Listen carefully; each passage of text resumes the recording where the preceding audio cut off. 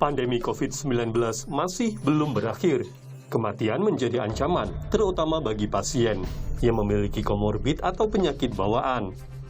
Belakangan ini, salah satu efek dari COVID-19 yang ramai diperbincangkan adalah badai sitokin.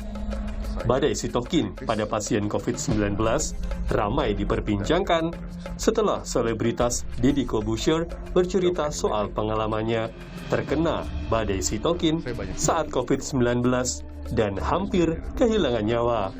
Dokter spesialis penyakit dalam Eka Ginanjar menyatakan, badai sitokin bisa mengakibatkan kerusakan organ. Karenanya, saat penanganan pasien COVID-19, badai sitokin harus secepat mungkin dideteksi secara dini. Dan ketika memasuki minggu kedua, kita lihat tanda-tanda badai sitokin. Begitu ada badai sitokin, tanda-tandanya ada, misalnya demam terus, kondisi perburukan, panel sitokin meningkat, ya biasanya dilihat CRP-nya dulu, CRP-nya dulu dilihat. Kalau terjadi peningkatan pelonjakan, apalagi ada gejala-gejala misalnya sesak pertama dan sebagainya, maka disitulah saatnya untuk melakukan tindakan untuk menekan jangan sampai badai sitokinnya itu semakin dahsyat. Karena ketika dahsyat badai sitokin itu bisa menyebabkan kerusakan-kerusakan organ. Lalu seperti apa ciri-ciri badai sitokin dan bagaimana cara mendeteksi dini pada pasien COVID-19?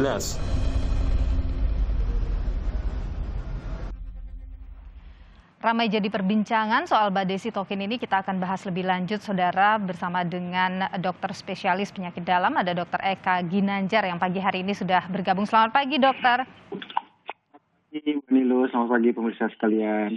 Sehat selalu ya, dok. Dok, ini ramai sekali diperbincangkan soal badai sitokin. Sebenarnya badai sitokin ini apa dan seperti apa sebenarnya, dok? Ya, jadi badai sitokin ini adalah reaksi inflamasi, reaksi peradangan ya, yang terjadi secara berlebihan. Reaksi inflamasi atau peradangan yang terjadi secara berlebihan akibat dari kerusakan dari sel-sel tubuh kita yang dirusak oleh si virus ini ya, dalam hal ini virus COVID-19.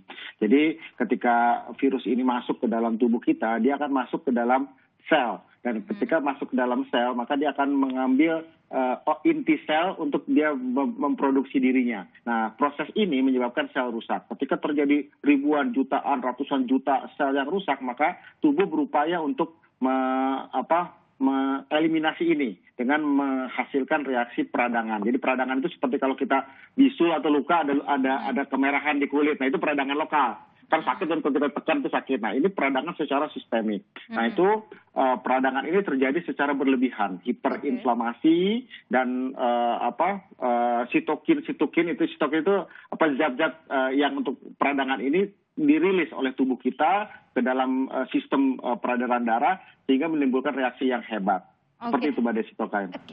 Kita bisa mendeteksinya, dok. Kita bisa tahu secara kasat mata begitu bahwa kita sedang diserang oleh badai sitokin ini.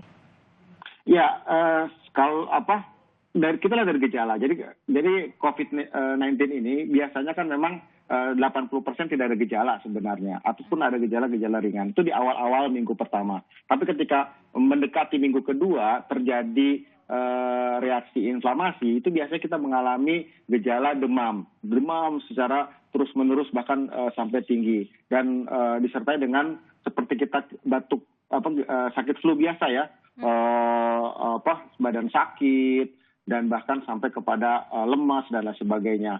Nah, untuk COVID-19 ini disertai dengan kerusakan paru-paru yang hebat, sehingga penurunan oksigen bisa terjadi dan juga gejala-gejala lain. Nah, ketika gejala ini persisten, terutama demamnya ada terus di hari ke-5, hari ke-6, bahkan sampai hari ke-7, nah itu hati-hati, itu badai sitokin muncul. Karena badai sitokin ini muncul di minggu kedua, biasanya hari ke-7 sampai hari ke-10, seperti itu. Jadi ketika awal-awal ini aman, tapi ternyata demam di hari ke-7, nah itu tandanya, hati-hati. Ketika kemudian demam di hari ke-7, langsung apa yang harus dilakukan, dok?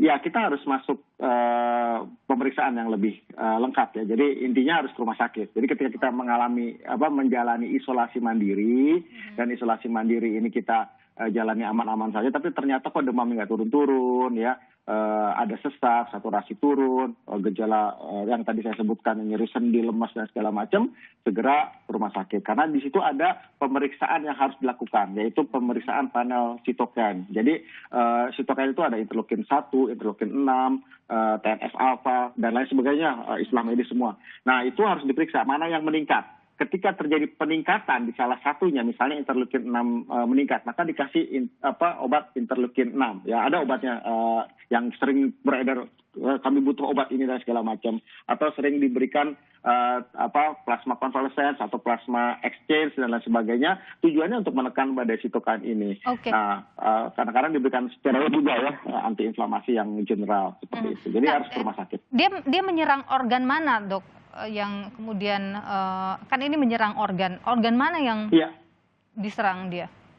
Jadi dia sebenarnya menyerang secara sistemik, Mbak Nilu, ya. Secara sistemik seperti apa? Secara tubuh secara keseluruhan, tetapi yang menjadi biasanya menjadi terefek itu adalah ya tentu paru-paru, ya, karena paru-paru ya jalan masuk dari si virus itu, dan ada reseptor virus yang memang berikatan dengan si sel-sel di paru-paru. Jadi paru-paru akan terkena. Tapi selain paru-paru dia bisa merusak sistem organ yang lain seperti jantung misalnya. Ya, dia bisa menimbulkan kerusakan otot jantung dan kerusakan pembuluh darah disertai dengan gumpalan darah terjadi. Nah, setelah terjadi gumpalan darah ini bisa terjadi organ-organ seluruh tubuh organ akan rusak. Misalnya ginjal akan terkena, liver akan terkena dan lain sebagainya, termasuk ke saluran pencernaan. Jadi bisa ke seluruh tubuh. Tapi utamanya memang ke paru-paru, pembuluh darah dan jantung. Oke. Itu Nah, Dok, bisa terjadi. Apakah kemudian misalnya ketika kita terserang COVID-19 bisa dilakukan pencegahan agar kemudian tidak sampai terserang badai sitokin? Yang pertama adalah sebelum kita kena COVID tadi 6M dan vaksinasi. Nah, kenapa vaksinasi saya sebutkan? Karena dengan vaksinasi tubuh punya daya tahan, punya antibodi, punya pengenalan terhadap si virus. Jadi ketika virus masuk, ya walaupun kita tertular, sudah divaksin tapi terkena COVID, nggak masalah. Biasanya setelah orang yang divaksin dia akan melakukan perlawanan di awal.